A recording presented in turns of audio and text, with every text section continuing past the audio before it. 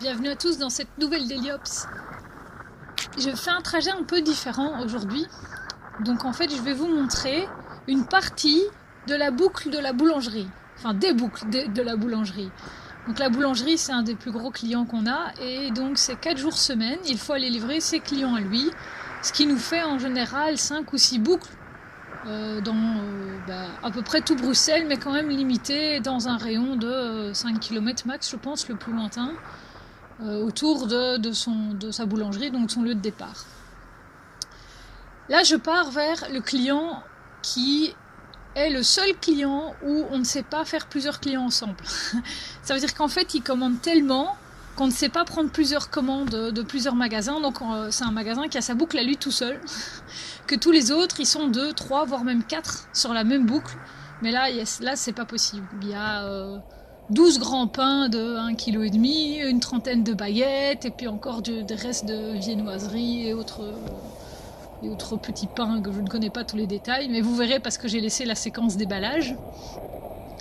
Et j'innove aussi en faisant en fait une vidéo pas accélérée. Bon, sauf ici le début où c'était la fin de la montée et ça allait mettre un peu trop de temps si je laissais en mode normal. Mais donc voilà, là c'est l'aller et le retour vers ce magasin-là en mode tout à fait normal, pas accéléré. Donc je roule à du, je sais pas, 15, 20. Je sais pas, en fait j'ai jamais regardé, tiens, je devrais regarder. Je suis sur la commune de Saint-Gilles et sur la chaussée d'Alzenberg. Donc c'est la même chaussée que dans la Déliops 1, sauf qu'en fait c'est avant qu'il y ait le carrefour où les rails de tram commencent.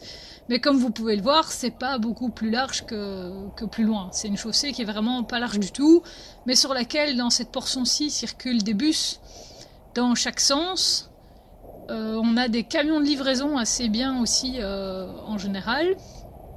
Et alors, il y a aussi près des bulles à verre qu'on a vu juste avant, par exemple, quand ils viennent vider les bulles à verre, le camion, il n'a pas le choix, il est en double fil. Et donc, ça crée évidemment tous les embarras que vous pouvez imaginer. Donc ici, on vient de voir le bus qui passe pas assez loin à mon goût, mais pas encore non plus trop près comme celui que j'ai eu, qui a fait que j'ai commencé à porter la caméra en roulant. Mais c'était au même endroit. Donc moi, les bus 48 qui vont vers De Crolly, c'est plus mes potes. Parce que chaque fois que je passe, il y en a au moins un qui passe un peu trop près, alors que s'il passerait complètement sur la bande à contresens, il passe et il est assez loin que sans me mettre en danger. Et alors c'est quand même tous des bus articulés. Et ça, parfois, j'ai l'impression que les chauffeurs, ils oublient qu'il y a l'articulation du bus qui suit différemment quand ils se rabattent. Et que, oui, il y a encore 15 mètres, gars, donc te rabats pas trop vite, quoi. Au niveau infrastructure cyclable, comme vous pouvez le voir sur le reste, comme sur le reste de la chaussée d'Alzenberg, c'est une BCS, donc bande cyclable suggérée.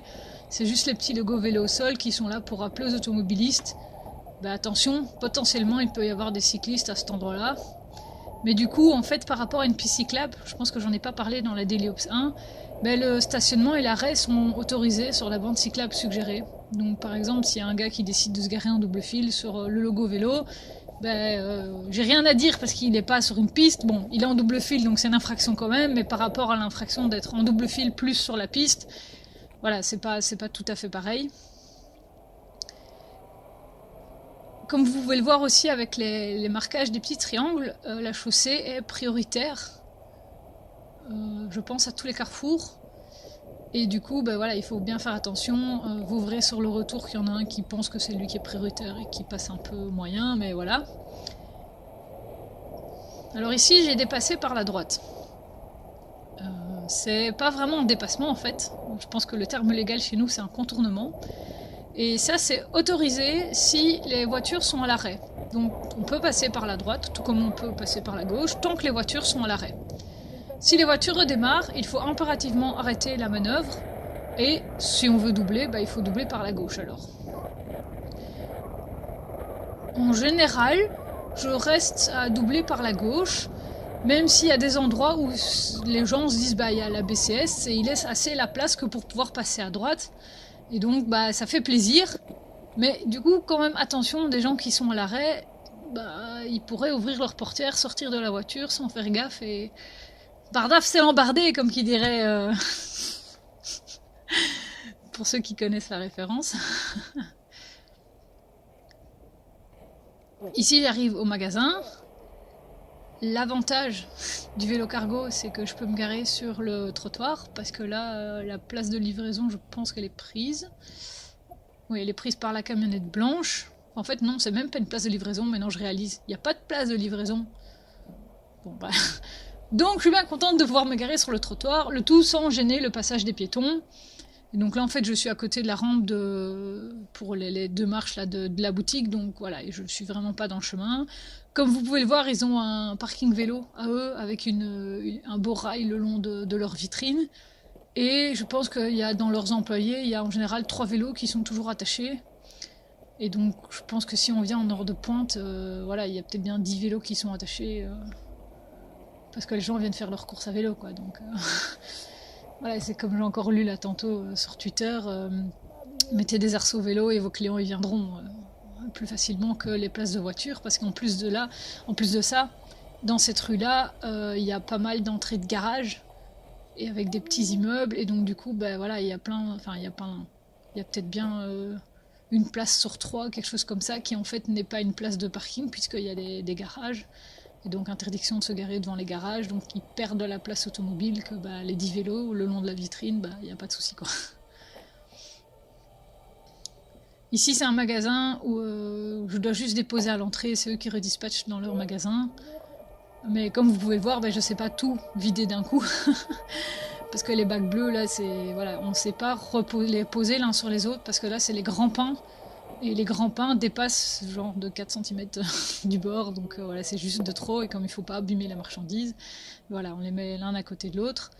Le chargement de ces bacs bleus est un petit peu ennuyant sur le Bullitt, dans le sens où la plateforme du Bullitt est juste trop courte pour que je les mette l'un à côté de l'autre, mais dans l'autre sens que ce qu'ils étaient, donc on va dire de façon horizontale. C'est pas possible parce que comme la plateforme remonte, c'est possible sur le haut mais pas sur le bas. Et c'est comme ça que je me retrouve à devoir les mettre comme ils étaient mis, donc dans le sens du vélo, mais alors en fait j'ai encore un trou de 10-15 cm sur l'avant de la plateforme, et donc là-dedans je glisse les sacs de baguettes et les petits bacs si ça c'est possible. Comme vous pouvez le voir, j'ai récupéré des petits bacs ainsi que des sacs de pain vides. Donc le but en fait c'est je donne des bacs et je récupère des bacs. Idéalement, bah, je donne 3 grands bacs, je récupère 3 grands bacs, mais c'est pas toujours possible. Et donc là je suis à vide, parce que je suis à vide sans marchandises, mais je suis pas à vide sans bac en fait. Mais bon voilà, les 3 petits bacs plus le sac en papier, ça doit faire 2 kilos versus les 40 ou 42 kilos de la marchandise à l'aller. Ben ouais, ça va tout de suite, c'est un peu mieux, ça roule différemment.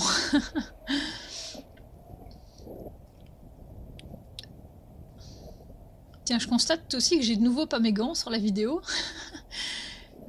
Je l'ai tourné, ah bah oui, le mercredi de la semaine passée, donc en fait c'est pareil, il refaisait chaud, enfin chaud de nouveau, 5-6 degrés, et les gros gants d'hiver, mes Between, c'était de trop quoi. J'ai regretté quand même de ne pas avoir les petits gants fins avec, les mid-season, parce que là il y avait un peu plus de vent ce jour-là, de mémoire, et j'ai eu plus souvent, je me suis dit, fou là là, j'ai quand même un peu froid aux doigts. Et ben voilà, il aurait juste fallu d'avoir les petits gants qui font coupe-vent, que des gros gants en fait, on transpire dedans et alors les mains sont trempées à l'intérieur, ça c'est super désagréable quoi. Voilà, on applaudit bien fort le monsieur qui a pas vu les petits triangles par terre, hein. Bref, c'est pas très fréquent en fait, je pense à ce carrefour-là. Le seul truc qui est plus embêtant, on va dire, c'est que sur la droite en fait il y a un hôpital. Et du coup, évidemment, si y a une ambulance qui déboule, boulevard, chaussée prioritaire ou pas, non, l'ambulance d'abord, quoi. Alors, comme vous pouvez le voir, ici, il y a à nouveau un bus, mais dans l'autre sens, et du coup, le bus, il a quand même 3 arrêts, je ne sais plus. Donc les gens sont bloqués derrière parce qu'ils savent pas dépasser. Moi, j'ai dépassé ici la camionnette jaune. Même si au début elle a redémarré quasiment quand je passais à côté d'elle, j'ai continué mon mouvement parce que je sais qu'elle, elle va livrer des champignons visiblement. C'était genre 5 mètres après son arrêt, donc je sais bien qu'elle n'est pas collée derrière moi et que je gêne pas les voitures ou quoi que ce soit. Donc même si le dépassement avait l'air un peu hasardeux, c'était complètement réfléchi. Parce que d'ailleurs, en fait, ce gars-là, il fait des tournées de livraison aussi, visiblement, et plus ou moins dans les mêmes quartiers que moi. Donc on se croise plusieurs fois sur la matinée, à des endroits différents. Et je me suis dit qu'un jour, j'allais lui demander combien de points il livrait comme ça sur la matinée pour voir par rapport à moi, quoi. Parce qu'il doit faire plus ou moins le même nombre de kilomètres.